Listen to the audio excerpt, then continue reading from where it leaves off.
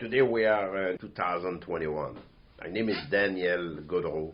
I'm the owner, CEO with Gyro-Trac business that we start in Quebec, French-Canadian, with my wife. And a podcast. Somebody told me that I need to start a podcast. And his name is Ryan Baggett. Great guys, very intelligent guys. He said, one day you need to start doing a podcast.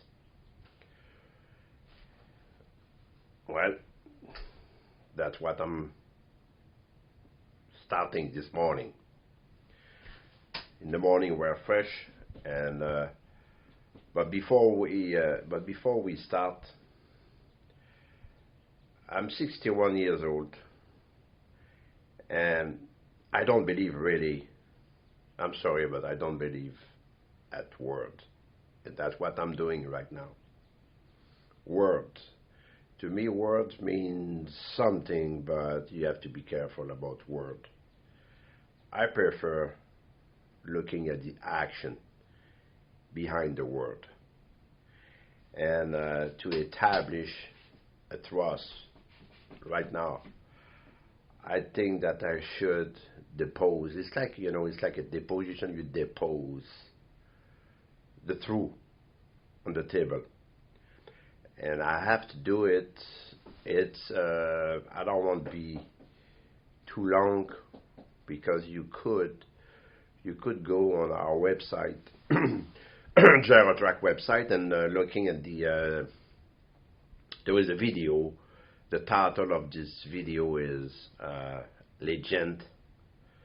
I know my accent is bad, but you will see that 22 years ago I was living in Quebec, middle of nowhere, with no English, and I'm telling you right now, I don't think I'm gonna do better. Even after 20 years, I reached the top, the cap, and my accent is gonna be like this, and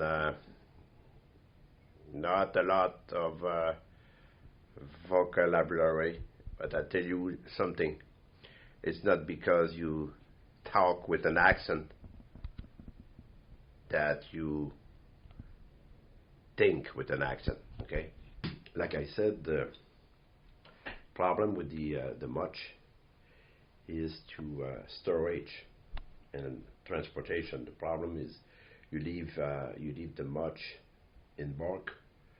After a month, it just start to rot, start to compost. You see the steam coming out from the pile, and it has no value anymore. That was a big problem. And I remember in 1998, when we moved here, I'd just like to make something clear. Before I moved in 1998, I was in the land clearing in Quebec.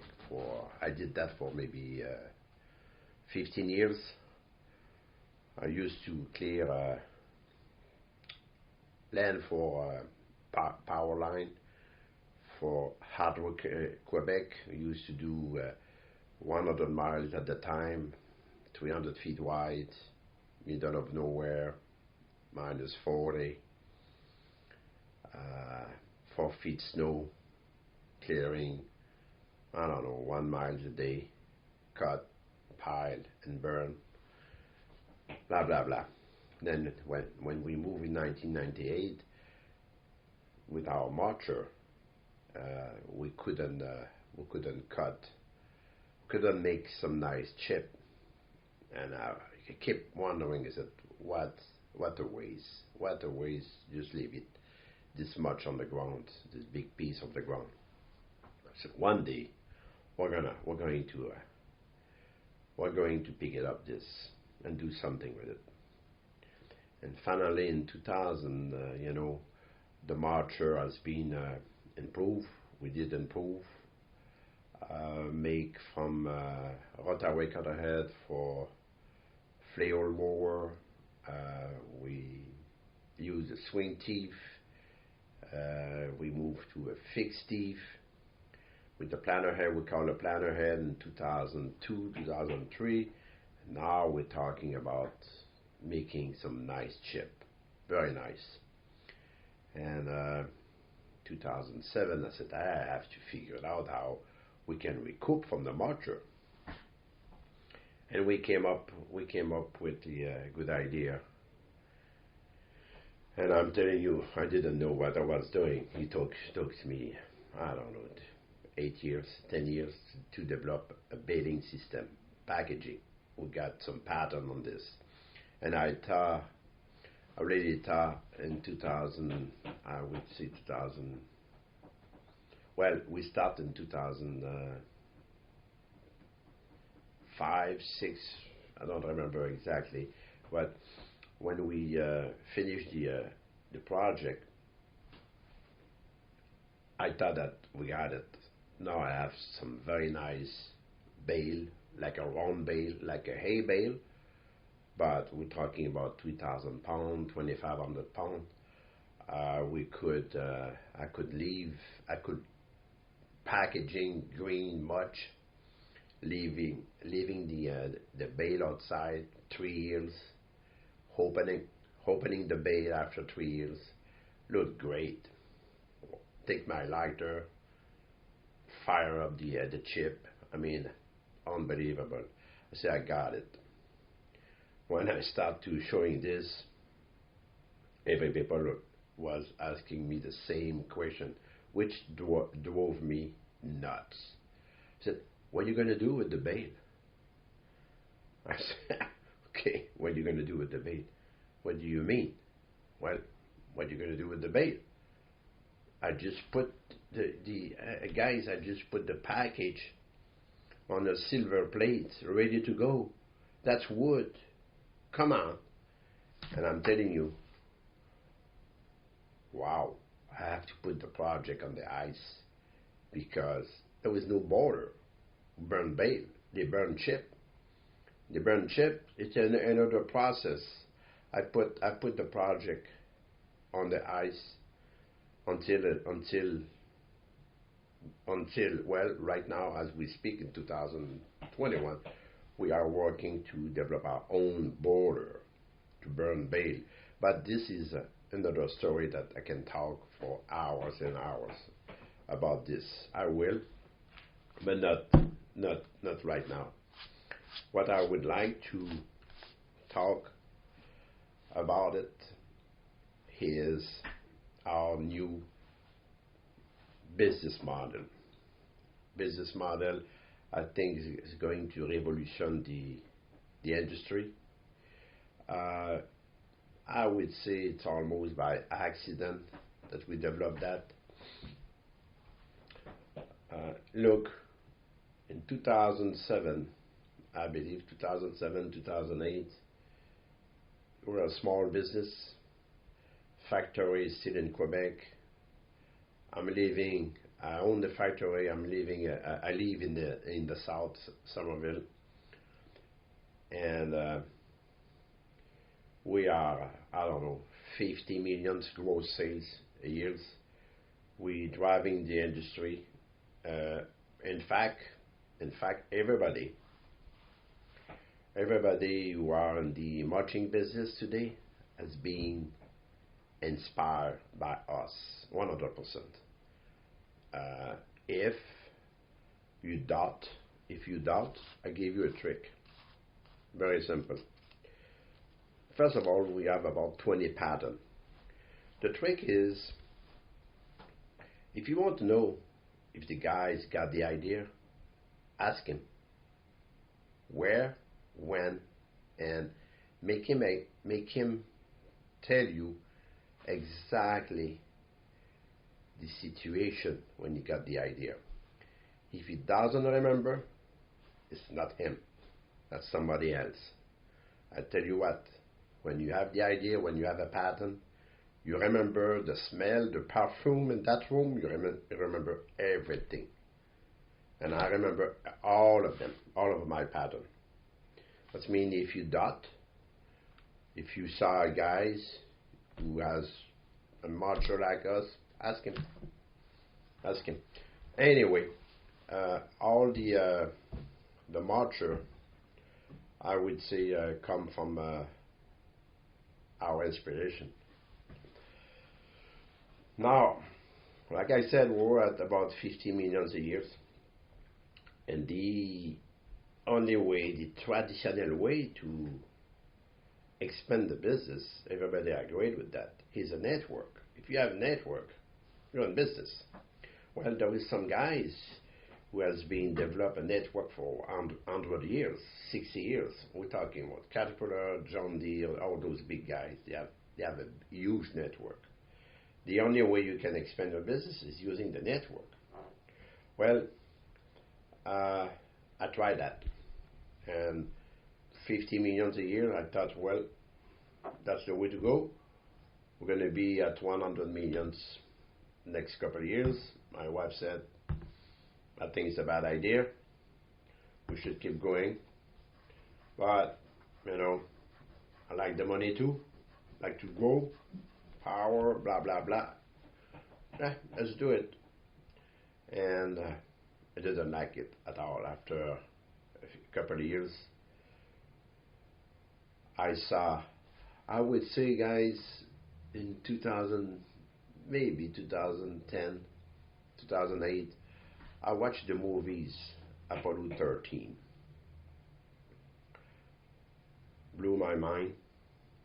I look at this, fall in love, start to study about this. I look at on YouTube every video, every documentary about the Apollo program from beginning of 1960 all the way to 1970. It just blew my mind. I cannot believe it. That the government, I don't remember exactly, 200,000, 400,000 people working together to put this project, send a man on the moon. We talk about 50, 60 years ago. It's just nuts. How a government could put this project in so short time. It's unbelievable. And I believe at the capitalist system, I believe that if you want excel, you need a competition. No competition, you're going backward. That's simple. Capitalist is like it. If the customer like to buy it, it's because he like it. If you like it, you're making money, you keep going. That's my opinion. But how the government got so quick? Well, first of all, they have access to the money, unlimited money. When talking about 200 to 400,000 people working on the same project, not under the same roof, but many small private business was working already on some little project, but the government figured out how make all those guys accomplish and working to accomplish the same goal. And the only reason that they succeed, competition. And I believe that's was the only competition against Russia. Everybody was afraid of the Russia. If Russia puts some satellite which screw up, then they push, they campaign, and they push that we have to beat those Russia. I believe that's why we make this thing happen. And don't, guys, just everything you got today, your iPhone, GPS, satellite, you name it, chip, computer, everything you got today, it's come from this. It's come from this big project. But anyway, back into my business. When I saw Apollo 13, and those guys, 3 guys on the space ship, call Houston, we have a problem. And I watching Houston, they're talking to one guys, always the same guys. and the guys will always say, stand by, we get back to you. Turn around and you have a ton of people working to find the solution. And they have access to everything in the spaceship on the ground. And here I am with the dealership, which is great, but now you have a ton of middlemen between it. Now you have the customer has a problem. He's calling the first, he need help, maybe he call his sales guys. Sales guys try to help him because he sold the machine. Call his service guys. Service guys, it's a domino effect. I mean, by the time the customer explain his problem 10 times, he just lost the faith that somebody is worried about this machine. He lost the faith, and he tried to figure it out by himself, or go on the black market to buy some parts, whatever. And I didn't like it. I said, how the hell 50 years ago, I don't know, we're talking about 70, yeah, 50 years ago, that those guys at Houston knew what was going on in this spaceship. And here, 2010, we don't know. And we have to call 20 guys to get it fixed and send the machine back sometime to the dealership to get it fixed. I said, this is ridiculous. Ridiculous. That I start to explore the idea to equip the machine with everything like Houston, and we developed Nexus. I'm telling you right now, this has changed my life and the business. The new model, and this Nexus will be one of the steps that I needed in the next 20 years to be able to produce power everywhere on this planet, having one phone number, controlling the power, controlling where is the stock, where is the bale, blah, blah, blah, blah. And now every machine, the problem was to get it out of this network. I cleaned that. Right now I'm full independent. I don't have nothing to say against the dealership. That's the way it is. But right now we're using the dealership for selling the attachment, the cutter head only. The machine we sell now direct to the customer. The dealer agreed with that. They don't. We make them sign a dealership agreement, who really explain how we do business, and we make the customer call us only a free number. That's it. And we clean the dealership. We don't have any dealership for selling the machine. We can sell the machine in South Africa, Australia, wherever. And we have some weakness for sure, because we're using the tower, the cell phone, but the GPS is there. We're working to be able also to switch on the GPS to transfer the data when we need it, when we don't have any tower.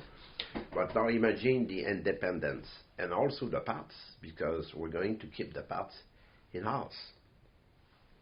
What I like to explain is, this is a changing game completely for those who have no network and like to start their own business. You sell direct, you save a lot of money, and you establish the faith. Here at our main office here in Summerville, the culture that we try to establish is, when the customer call, we open the ticket. We never transfer the call directly to Houston. Let's call Houston Nexus. We never transfer the call because we like to monitoring. That's meaning we open the ticket, and immediately those guys receive a text and email that we have an open ticket here. The guys who take the ticket, it's like Houston, the guys close the ticket.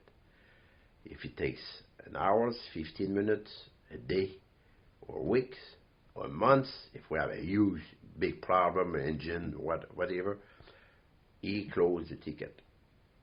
Why? Because we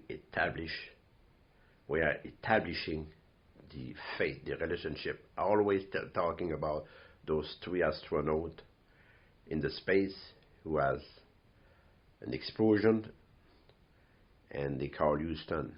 Imagine if those guys will have to repeat their story 10 times to explain to Houston that they have a little problem. They just take a gun and shoot themselves. They know they're going to die. If they have only one number, one contact, you're establishing the trust. And this trust, the money means nothing. Nothing. Those guys will pay a fortune if they have a trust. And that's what we try to establishing. And we're not perfect, and won't never be perfect, but that's a culture we try to establish.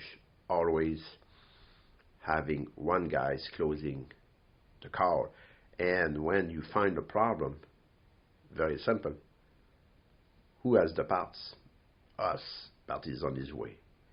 We can always find a mechanic guy, we call it GT Fast, a mechanic guy, a private guy that we don't know. We call him, we go on Google, we know where is the machine on the GPS. We call we call many guys. The guy is available, you go there, doesn't need to know the machine at all. The part is on his way. When you get there, we can explain to him how we change the part. Everybody can turn the wrench if the customer doesn't want to do it. Now, what is unique also is, imagine you buy a machine, you pay $300,000, $400,000. We have some big machine with $500,000,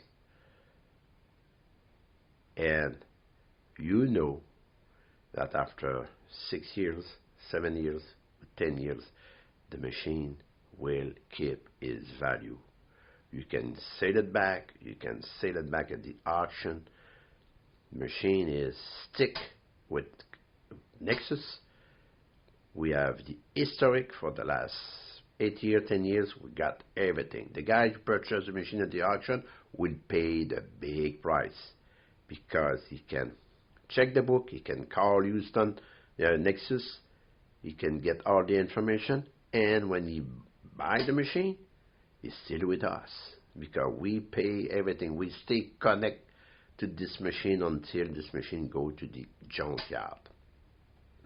This means the customer pay a big price. He know that he has the support. He has a problem. He know the life of the pump when those pump has been changed. He know how the customer has been treated the machine very well. That means this is a huge value, big value. And that's where we are today. And we just need to promote that and promote that. Even if you have the best idea, I learned something. If you don't have any marketing, you cannot explain it, you go nowhere. Well, we will continue. I have to go, and I guess I come back tomorrow. Today we are the 21 January.